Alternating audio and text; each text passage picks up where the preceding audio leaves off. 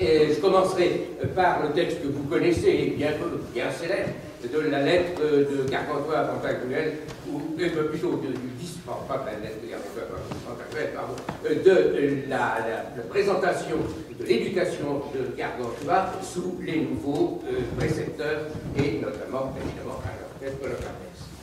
Et Ponocrates rencontre un médecin, c'est Rabelais, lequel le purgea canoniquement avec Ellébore d'Anticire, et par ce médicament lui nettoya toute l'altération et perverse habitude du cerveau. Par ce moyen aussi, Ponocrates lui fit oublier tout ce qu'il avait appris sous ses antiques précepteurs. Je résume donc, après avoir passé 5 ou 6 heures de la matinée à étudier lettres sacrées, lettres profanes, la matinée s'achève de la façon suivante. Ce fait, Issué, or, toujours conférant les propos de la lecture, et se déportait dans les prés, et jouait à la balle ou à la peau, galantement s'exerçant le corps, comme ils avaient les armes auparavant. Tout leur jeu n'était qu'en liberté, car ils laissaient la partie quand il leur plaisait, et cessaient d'ordinairement lorsqu'ils suaient parmi le corps, ou étaient autrement là. Donc, étaient très bien essuyés et frottés, changeaient de chemise, et doucement se promenaient, allant voir si le dîner était prêt. Là, attendant, récitait clairement et éloquentement quelques sentences retenues de la leçon. Au commencement du repas était lue quelque histoire plaisante des anciennes prouesses, jusqu'à ce qu'il eût pris son vin. Alors, on continuait la lecture, ou commençait à diviser joyeusement ensemble de la vertu, propriété, efficace et nature de tout ce qui leur était servi à table. Du pain, du vin, de l'eau, du sel, des viandes, poissons, fruits, herbes, racines, et de la prédicelle. Ce que faisant, apprit en peu de temps tous les passages à ceux compétents en Pline, Athénée, Dioscoride, Gallien, Porphyre, Oppien et Polybe. Héliodore, Aristote aussi. Et, tenant qui ce propos, faisait souvent, pour être plus assuré, apporter les livres, susdits à table. Et si bien et entièrement retint dans sa mémoire les choses dites, que pour lors n'était médecin qui en sut la moitié tant comme il en savait. Puis, parachevant leur repas par quelques confections de cotignac, s'écurait les dents avec un tronc de lentisque, se lavait les mains et les yeux de belle eau fraîche, et rendait grâces à Dieu par quelques beaux cantiques faits à la louange de la munificence et bénignité divine. Au regard,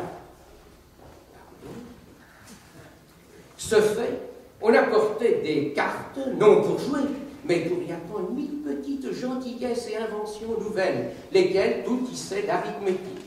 Par ce moyen, entra en affection d'Issel science numérale, et tant sut d'Issel et théorique et pratique, si bien que Tunstall, l'anglais, qui on savait autrement écrit, confessa que vraiment, en comparaison de lui, il n'y entendait pas plus que le haut allemand.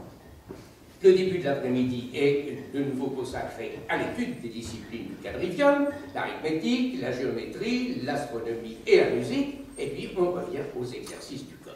Et alors là, ce fait hissait hors de leur hôtel, avec eux, un jeune gentilhomme de Touraine nommé l'écuyer gymnaste, lequel lui montrait l'art de chevalerie. Changeant donc de vêtements, montait sous un coursier, sous un roussin, sous un genet, sur un cheval léger, et lui donnait son carrière, et le faisait voltiger en l'air, franchir le fossé, sauter le palice, tourner court en un cercle, tant à dextre comme à sénextre.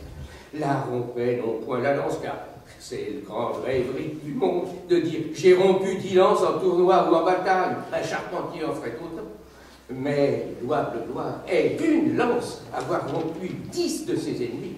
De sa lance, donc, acérée, vers étroite, rompait un nuit, enfonçait un harnais, acculait un arbre, enclavait un anneau, enlevait une selle d'arme, un haubert, un gantelet, et le tout faisait armé de pied en cap. Au regard de fanfare et de petites copines, sous un cheval, nul ne faisait mieux que lui. Le voltigeur de Ferrare n'était qu'un singe en comparaison. Singulièrement, était appris à sauter hâtivement d'un cheval sur l'autre, sans prendre terre, et la lance en point, monter sans étrivière et sans bride, guider le cheval à son plaisir. Un autre jour s'exerçait à la hache, un autre rendait la pique, un autre saclait de l'épée à 2 mains, de l'épée bâtarde, de l'espagnol, de la dague, du poignard, armé, non armé, au bouclier, à la carpe, à la rondelle. Courait le cerf, le chevreuil, l'ours, le daim, le sanglier, le lièvre, la perdrix, le faisan, le tarde. Jouait à la grosse balle et la faisait bondir en l'air autant du pied que du poing. luttait, courait, sautait, non à 3 pas, un saut, non à cloche-pied, non du saut d'allemand, car disait Gymnase, tels sauts sont inutiles et de nul bien en guerre, mais d'un seul saut, franchissait un fossé, volait au-dessus d'une haie, montait 6 pas contre une muraille et rampait en cette façon à une fenêtre de la hauteur d'une lance. Nageait en eau profonde, à l'endroit, à l'envers, de côté, de tout le corps, des seuls pieds, une main en l'air, en laquelle, tenant un livre, transpassait toute la rivière de Seine du Grand Degré ou de Loire à Montsoreau, sans le mouiller et en tirant par les dents son manteau, comme faisait Jules César. Puis, une main entrait par grande force en un bateau, qui celui se jetait des recherches en l'eau, la tête la première, sondait le parfum, creusait les rochers et gouffre de la fosse de Savigny. Paris, celui bateau, il tournait, gouvernait, menouait hâtivement d'une main, le guidait, de l'autre s'écrivait avec un grand aviron, tendait les voiles, montait au mât, ajustait la boussole, bandait le gouvernail. Hissant de l'eau froidement, montait en contre la montagne et la dévalait aussi franchement, grimpait des arbres comme un chat, sautait de l'un à l'autre comme un écureuil, abattait les gros rameaux comme un autre nylon. Avec 2 poignards à serrer et 2 poinçons éprouvés, montait en haut d'une maison comme un rat, puis descendait plus haut en bas en telle proposition de membres que de la chute n'était aucunement grevée. Jetait le gars, la barre, la tienne, la javeline, les pieux, la hallebarde, enfonçait là, tirait à la lutte au bas-pied, de bas en haut, d'amont en aval, d'avant, de côté et en arrière, comme les cartes. Si on lui attachait un câble en quelque haute tour, pendant en terre, parut celui, avec 2 mains seulement, montait, puis dévalait, si rudement et si assurément que vous ne pourriez mieux faire dans un pré tout plat, tout plat. Si on mettait une grosse perche, appuyée à 2 arbres, Aïssel se pendait par les mains, et Dissel allait et venait, sans les pieds, ni rien toucher.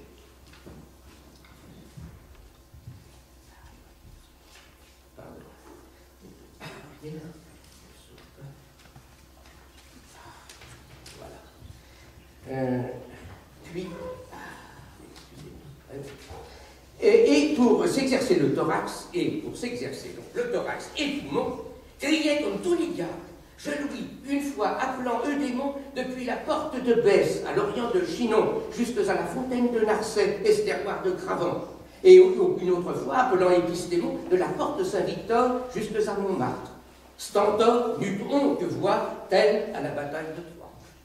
Et pour galantir et fortifier les nerfs, on lui avait fait 2 gros saumons, chacun du poids de 8700 quintaux, lesquels il nommait altères. Issel prenait en terre en chacune main et les élevait en l'air au-dessus de la tête et les tenait ainsi sans se remuer 3 quarts d'heure et davantage, qui était une force inimitable.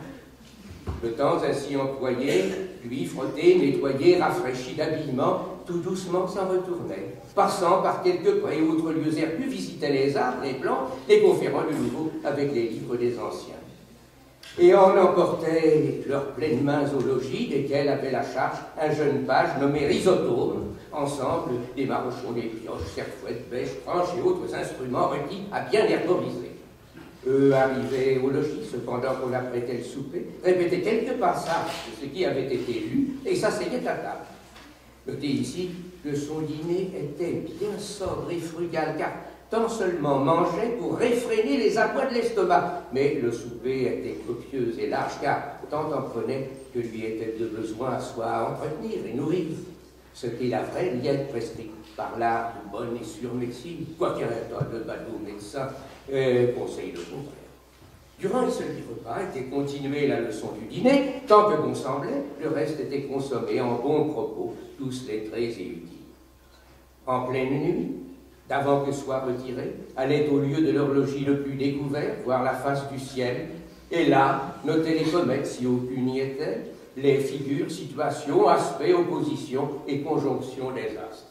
Puis, avec son précepteur, récapituler brièvement à la mode de Pythagorique tout ce qui avait été lu, vu, fait, entendu au cours de la journée. Si, priait Dieu le Créateur en l'adorant, et ratifiant leur foi envers lui, et le glorifiant de sa bonté immense, et lui rendant grâce de tout le temps passé, se recommandaient à sa divine bonté pour tout l'avenir. Ce fait entrait dans leur repos.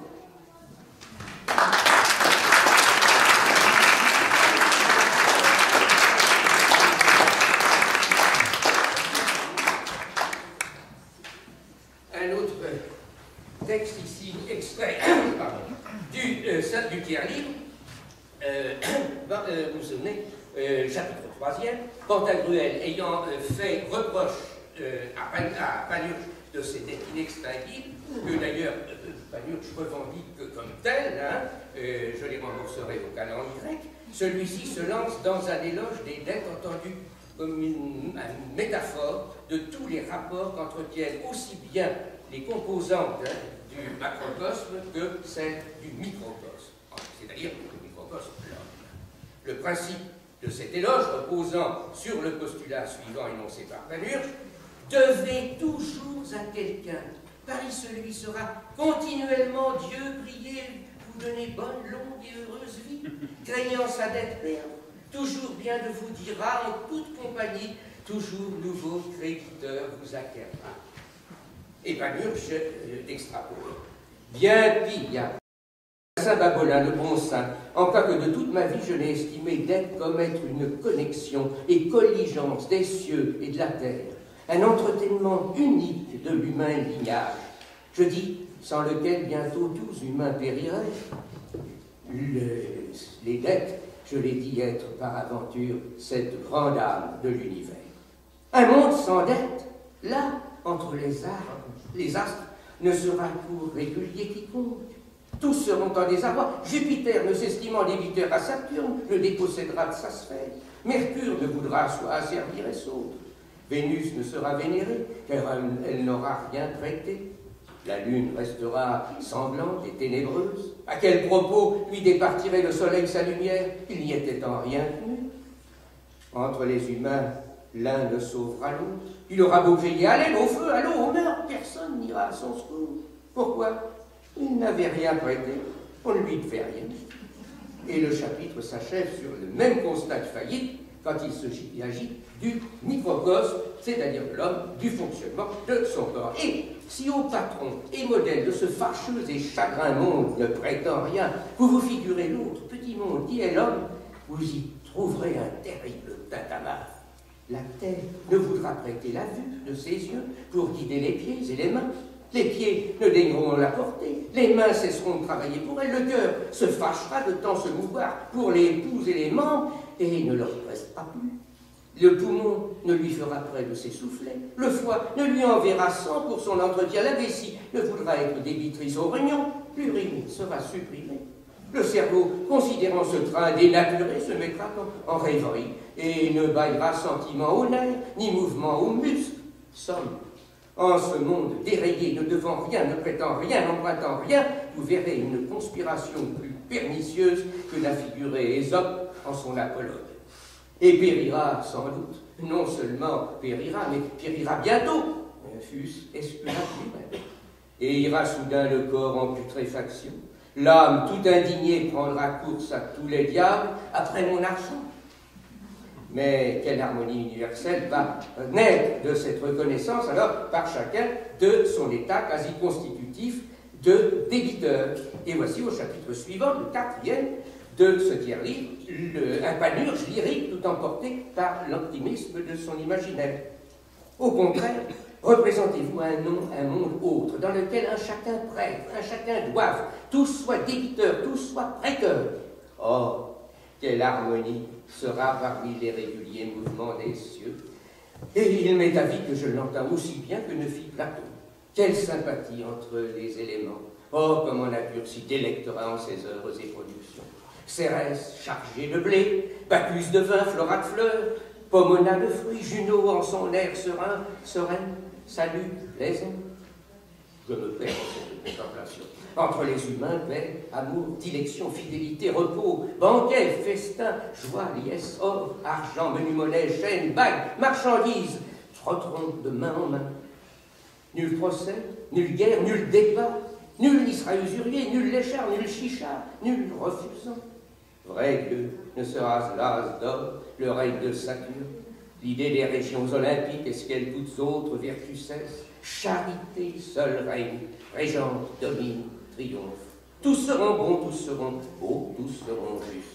Oh, gens de ce monde heureux, ô béat, 3 et 4 fois. À ce patron, figurait notre microcosme en tous ses membres, prêtant, devant, c'est-à-dire en son naturel. Car nature n'a créé l'homme que pour prêter et emprunter, plus grande n'est l'harmonie des cieux que sera de sa police. L'intention du fondateur de ce microcosme est d'y entretenir l'âme, laquelle il y a mise comme hôte, et la vie. La vie consiste en sang. Sang est le siège de l'âme. C'est pour cela qu'un seul labeur baigne le monde, c'est forger sang continuellement. En cette forge sont tous les membres en office propre, et leur hiérarchie est telle que sans cesse l'un de l'autre emprunte, l'un à l'autre prête, l'un à l'autre est débiteur. La matière est métal convenable pour être sang transmué et baillé par nature, pain et vin. En ces deux sont comprises toutes espèces d'aliments. Et de ce est dit le companage en langue goth, autrement dit languedocienne. Pour y s'être trouvé, préparer et cuire, travaillent les mains, cheminent les pieds, qui portent toute cette machine, les yeux qui tout conduisent. L'appétit, en l'orifice de l'estomac, moyennant un peu de mélancolie aigrette qui lui est transmise par de la ratelle, admoneste d'enfourner viande. La langue en fait l'essai, les dents la mâchent, l'estomac la reçoit, digère et chilifie. Les veines mésaraïques en sucent ce qui est bon et y douanent, délaissant les excréments, lesquels, par vertu expulsive, sont vidés hors par extrait conduit.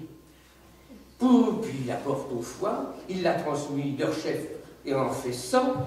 Lors, quelle joie pensez-vous être entre ces officiers quand ils ont vu ce ruisseau d'or qui est leur seul restaurant? Plus grande est la joie des alchimistes quand, après longs travaux, grands soins et dépenses, ils voient les métaux transmués dans leurs fourneaux. Allons, chacun membre se prépare et ses vertus de nouveau à purifier et affiner ce puits trésor. Les rognons, par ces veines émulgentes, en tirent l'églosité que vous nommez urine, et par les uretères, la découlent en bas. Au bas, trouve réceptacle propre, c'est la vessie, laquelle, en temps opportun, la vide hors. La ratelle en tire le terrestre et la lie, que vous nommez mélancolie. La bouteille du fiel en soustrait la colère superflue. Puis, le sang est transporté en une autre officine pour mieux être affiné, c'est le cœur, lequel, par ses mouvements diastoliques et systoliques, le subtilise et enflamme, tellement que, par le ventricule dextre, le met à perfection, et par les veines, l'envoie à tous les membres. Chacun membre l'attire à soi et s'en alimente à sa guise. Pieds, mains, yeux, tous, et lors, tous sont faits dicteurs, qui, par avant, étaient prêteurs. Par le ventricule gauche, il le fait tant subtil qu'on le dit spirituel, et l'envoie à tous les membres par ses artères pour l'autre sang des veines échauffées et éventées. Le poumon n'a cessé, avec ses lobes essoufflés, de réfléchir. En reconnaissance de ce bien, le cœur lui en départ le meilleur par la veine artérielle. Enfin, tant est affiné dedans le ray merveilleux que par après en sont faits les esprits animaux, moyennant lesquels elle imagine, discours, juge, résout, délibère, ratiocine et remémore. Vertu, moi, je me noie, je me perds, je m'égare, quand j'entre en profond abîme de ce monde, aussi prétend, aussi devant. Voyez que chose divine est traitée, devoir et vertu héroïque. Encore ce n'est tout, ce monde prétend, devant, empruntant, est si bon que cette alimentation parachevée, il penche déjà prêter à ceux qui ne sont encore nés, et par près se perpétuer s'il peut, et multiplier en image à soi semblable, ce sont enfants. À cette fin, chacun membre du plus précieux de son nourrissement décide et rogne une portion et la renvoie en bas, naturière préparée, vase et réceptacles opportuns par lesquels descendent les génitoires en longs embages et flectuosités, reçoit forme compétente et trouve lieux idoines, tant en l'homme comme en la femme, pour conserver et perpétuer le genre humain. Se fait le tout par prêts et dettes de l'un à l'autre, dont est dit le devoir de mariage. À celui refusant, nature a déterminé sa peine, âpre vexation parmi les membres et furie parmi les sens, au prétend, loyer consigné, plaisir, allégresse et volupté.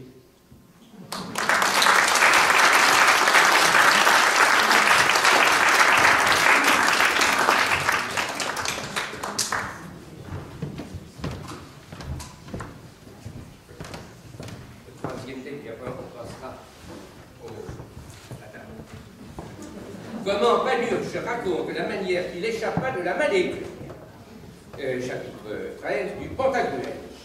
Et vous savez, Pantagruel a fait un très beau discours résolvant une contestation entre deux débatteurs. Le discours, dont la conclusion est totalement mais les gens sont absolument convaincus et époustouflés de cette réussite et ils veulent lui proposer un poste de président dans une juridiction. Il refuse, il dit non, ça c'est pas pour moi. Mais s'il y avait quelques beaux poinçons de vin, volontiers, j'en recevrais une présence. Ceux qui le firent volontiers lui envoyèrent du meilleur et bu assez bien.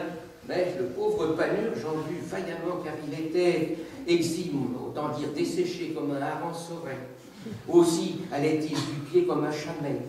Et quelqu'un l'admonesta en dînant, disant « Compère, tout beau, vous faites rage du mets. » Par Saint-Thibault, dit-il, tu dis vrai, et si je montasse aussi bien comme je avale, je fusse déjà au-dessus de la sphère de la lune avec Ampénor. Mais je ne sais, diable, ce que ceci veut dire. Ce vin est fort, bon et délicieux, mais tant plus j'en bois, tant plus j'ai soif. Je crois que l'ombre de Monseigneur Pantagruel engendre les altérés comme la lune fait les catarrhes. À quoi se prirent à rire les assistants, ce que voyant Pantagruel dit « Panurge, qu'est-ce que vous avez à rire ?» Seigneur, dit-il, je leur contais comment ces diables de Turcs sont bien malheureux de ne boire point de vin. Si autre mal il y avait en l'un Coran de Mahomet, encore ne me mettrais-je pas de sa loi. Mais or, dites-moi comment, dit Pantagruel, vous échappa de leurs mains. Ah, par Dieu, Seigneur, dit Panurge, je ne vous en mentirai de mots. Les pagards turcs m'avaient mis en broche, tout lardé comme un conil, pour me faire rôtir tout vif. Et ainsi, comme il me rôtissait, je me recommandais à la grâce divine, ayant en mémoire le bon Saint-Laurent, et toujours espérais en Dieu qu'il me délivrerait de ce tourment, ce qui fut fait bien étrangement.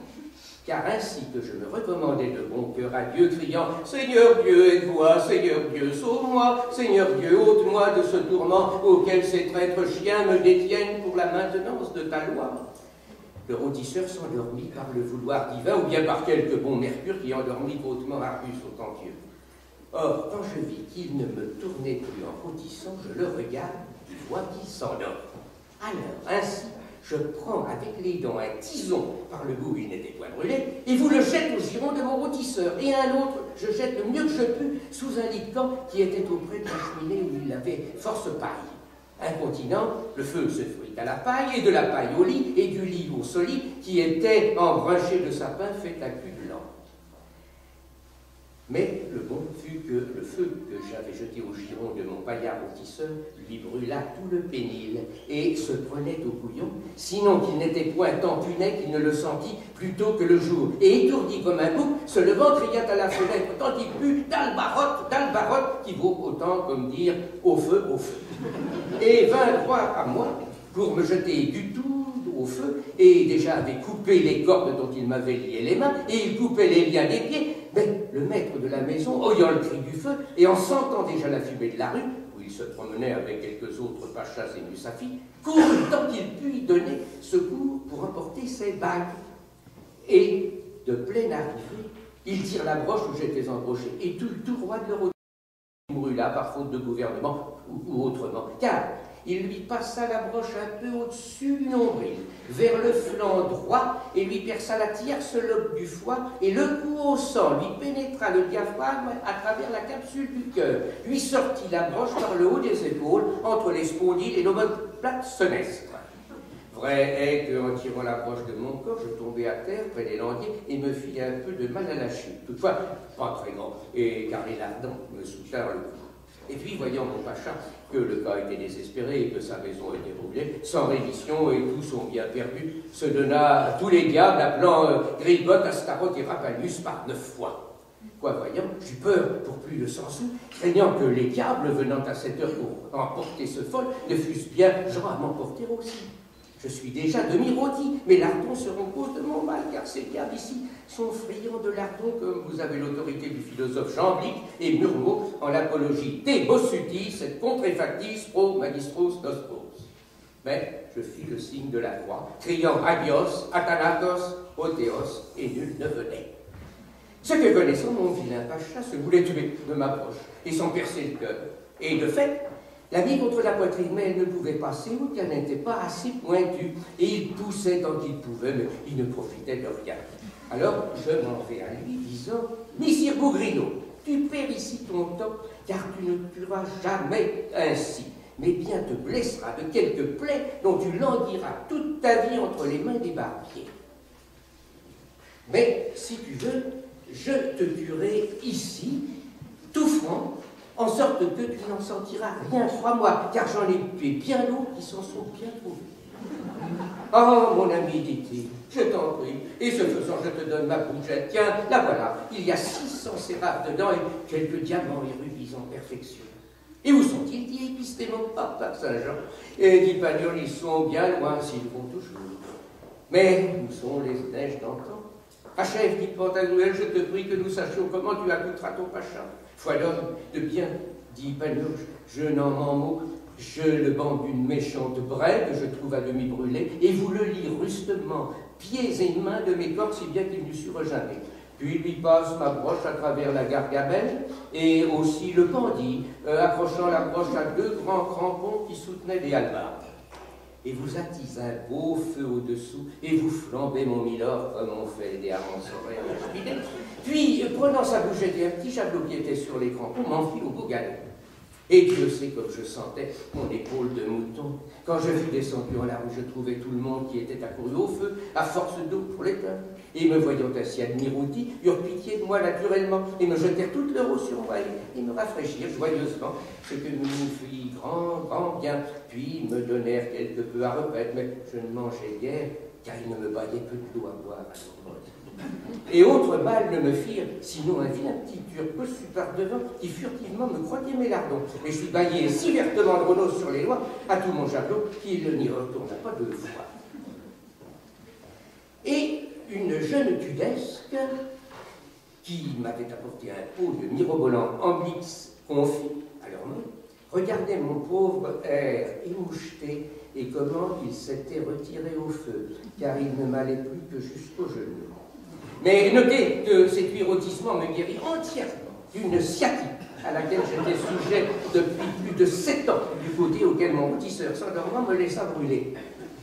Or, cependant qu'il s'amusait à moi, le feu triomphait, ne me demandez pas comment apprendre en plus de 2000 maisons, tant que quelqu'un d'entre eux l'avisa et s'écria « Ventre ma homme, toute la ville brûle et nous amusons ici, ainsi, chacun s'en va à sa chacunière, et moi, je prends le chemin vers la porte, et quand je suis sur un petit tuquet, et mon ticule qui est aussi tout près, je me retourne derrière comme la femme de Lot et vis toute la ville brûlant comme Sodome et Gomorrhe, dont je fus tant aise que je me tuis conchier de joie. Mais Dieu m'en punit bien. Comment, dit Pantagruel? Ainsi que je regardais en grand liesse ce beau feu, en me gablant et disant « Oh, pauvre puce, oh, pauvre souris, vous aurez mauvais hiver, le feu est en votre paillet. » Sortir plus de 600 chiens, gros et menus, tous ensemble de la ville, fuyant le feu. Et de première venue accourir 3 mois, sentant l'odeur de ma paillarde chair à rôti, et m'eussent dévoré sur l'heure, si mon bon ange ne m'eût bien inspiré. Et que fis-tu, pauvret, demanda Pantagruel soudain. Je m'avise que mes lardons et les leur jeter au milieu d'entre eux, et chiens d'aller et de s'entrebattre l'un l'autre à belles dents, à qui aurait le dessus. Par ce moyen, me laissais, et je les laisse aussi, se paludant, l'un l'autre, et ainsi échappe gaillard et gueulet, et vive la rôtisserie.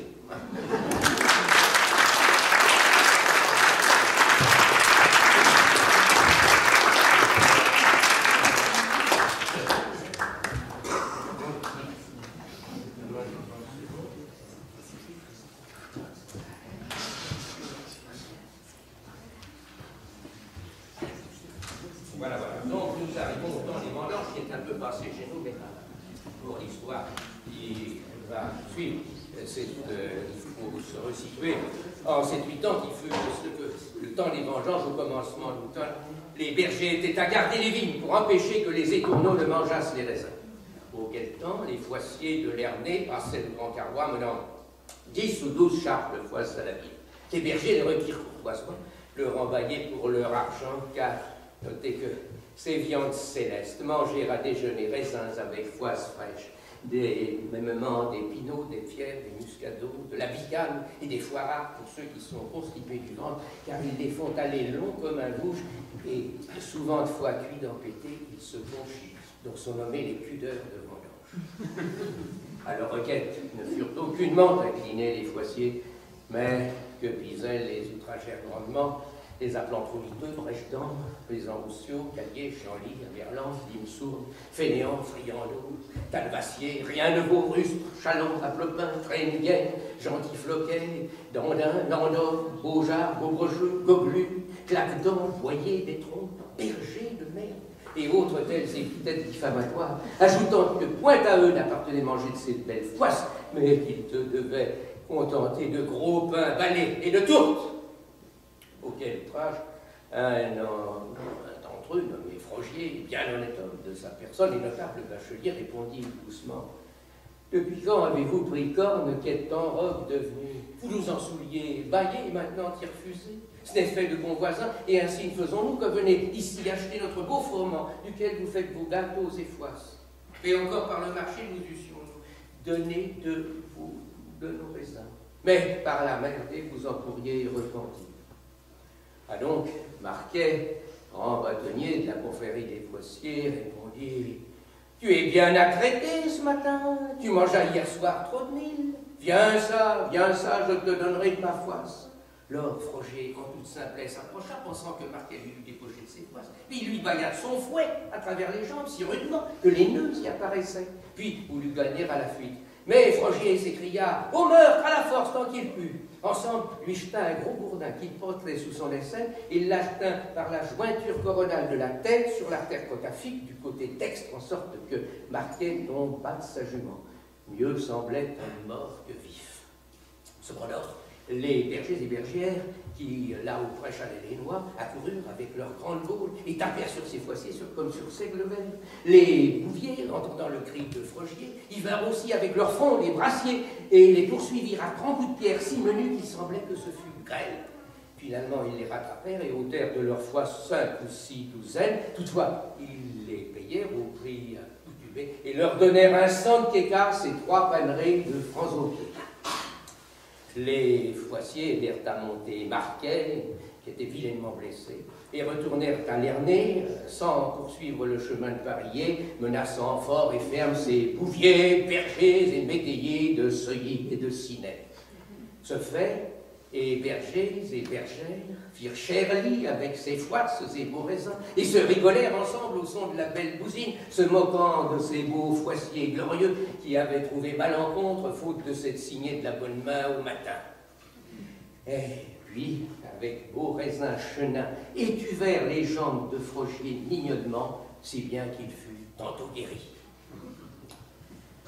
Les Foissiers, retournés à Lernay, soudain, d'avant boire ni manger, se transportèrent au Capitoli. Et là, devant leur roi nommé Picrocole, tiers de ce nom, proposèrent leur complainte, montrant leurs bonnets foupis, leurs robes dessirées, leurs foisses détroussées, leurs paniers rompus, disant le tout avoir été fait par les bergers et métayers de Grand Poussier près le Grand Carrois par-delà Seuilly. Lequel, incontinent, entra en courroux furieux, et, sans plus outre s'interroger, quoi qui dit comment, fit crier ban et arrière-ban, et qu'un chacun, sur peine de la convint en armes sur la grande place devant le château à heure de midi. Pour confirmer son entreprise, envoya sonner le tabourin tout alentour de la ville. Lui-même, cependant qu'on apprêtait son dîner, alla faire affûter son artillerie, déployer son enseigne et oriflamme et charger force munitions, tant de harnais d'armes que de gueules. En dînant, bailla les commissions et fut, par son édit, constitué le seigneur très plu en avant-garde, en laquelle furent comptés 35 011 aventuriers et 14 016 arquebusiers. Là, l'artillerie fut commis le grand écuyer Touquillon, en laquelle furent comptés 914 grosses pièces de bronze, en canon, double canon, basilic, serpentine, coulevrine, bombarde, faucon, pasquelin, spiroles et autres pièces. L'arrière-garde fut baillée au duc de Raguenard. En bataille se tint le roi et les princes de son royaume. Ainsi, sommairement accoutrés devant que se mettre en voie, envoyèrent 300 chevaux légers sous la conduite du capitaine Engoulevent pour découvrir le pays et voir si l'embûche était par la contrée. Mais après, m'avoir diligemment recherché, trouvèrent tout le pays à l'environ en paix et silence, sans assemblée aucune. Ce qu'entendant, Picrochole ordonna qu'un chacun marcha sous son enseigne hâtivement. À donc rire les champs, les uns parmi les autres, sans épargner ni pauvres ni riches, ni lieux sacrés ni profanes. D'attentistes, en tout par où il passait, emmenaient bœufs, vaches, taureaux, veaux, génisses, moutons, brebis, chèvres et boucs, poules, chapons, poulets, oiseaux, oies, chats, porcs, truies, gorées, abattant les lois, vendangeant les vignes, emportant les secs, roulant tous les fruits des arbres. Des désordres incomparables ce qu'ils faisaient, et ne trouvèrent personne qui leur résista. Mais à ça, chacun se mettait en leur merci, les suppliant d'être traités plus humainement, en considération de ce qu'ils avaient de tout temps été bons et amiables voisins, et que jamais envers eux n'ait commis excès de outrage pour ainsi soudainement être par ils se mal vexés, et que Dieu les en punirait de bref. Est-ce quelle remontrance? Rien plus ne répondait, sinon qu'il leur voulait apprendre à manger de la foisse. Tant firent et tracassèrent, criant et larronnant, qu'ils arrivèrent à se dire. Ils les poussèrent, hommes et femmes, et prirent tout ce qu'ils purent. Rien ne leur fut trop chaud ni trop pesant. Et combien que la paix, la plus grande part des maisons, ils entraient partout, ravissaient ce qui était temps, et jamais nul n'emprunt danger, qui est cas assez merveilleux, car les curés, vicaires, prêcheurs, médecins, chirurgiens, apothicaires qui venaient visiter, penser, guérir, prêcher, et admonester les pauvres malades étaient tous morts. Et ces diables, pilleurs et meurtriers, ont ni brin mal. Combien cela, monsieur? Le bourg, ainsi pillé, se transportèrent en Amélie avec horrible tumulte, mais la trouvèrent bien resserrée et fermée, dont l'armée principale passa outre vers le guet de Vert, excepté 7 enseignes de gens de pied et 200 lances qui la restèrent et rompirent les murailles du clos afin de gâter toute la vendange.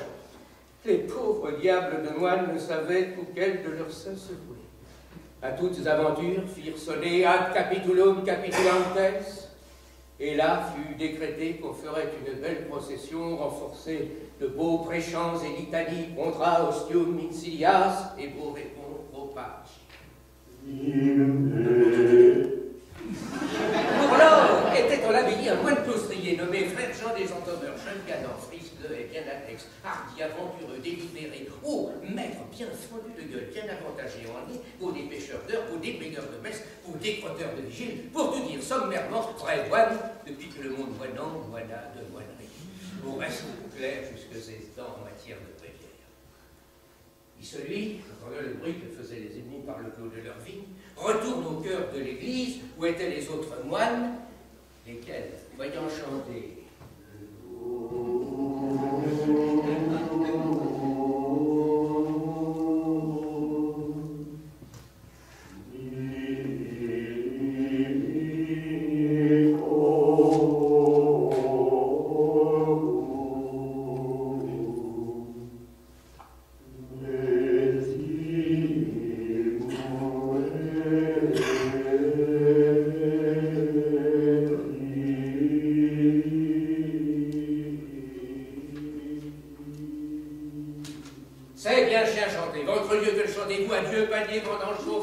je me donne au diable s'ils ne sont par notre clos, et tant bien goûter secs et raisins qu'il y en aura par le cordieux de 4 années que alboter le nord.